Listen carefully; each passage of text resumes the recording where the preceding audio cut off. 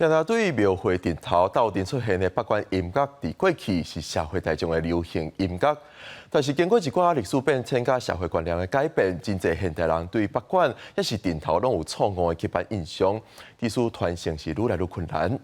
今仔日新北市文化局举办活动，邀请国小学生到已经有153年历史的台北道光灵安社参访，望更较侪人熟悉这寡台湾文化。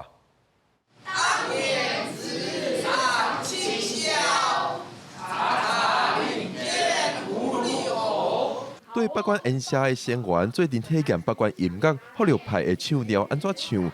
新北市文化局举办文化资产交流体验活动，邀请新北市江水国小八关社的学生，到已经有153年历史，互人指定做文化资产的台北道光灵安社参访。5年级。5年级，所以你从2年级开始学？ 3年级。3年级。原来学的新的，包括阮的若较大，阮的让啊休困时间，家长若同意，我会带去别个演社的。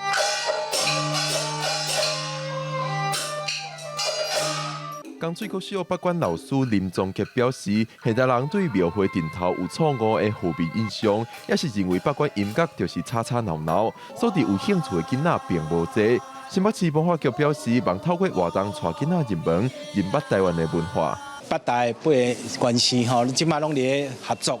咱希望这县市的交流，会使每一个所在的小朋友拢会使认识咱其他关系的这传统文化，去了解整个八关的概念啦不管是锣鼓还是说戏曲，还是说丝竹等等，锣拄着讲八关，讲啊，这是八关，唔是讲足差的声。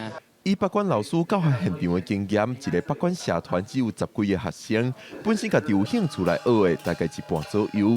凭其他的西方音乐，八关因为社会刻板印象等等因素，推广是愈来愈困难。不管是学校的八关老师，也是演社成员，拢在咧找方法继续传承这寡台湾文化。记者郭文婷、凯台北报道。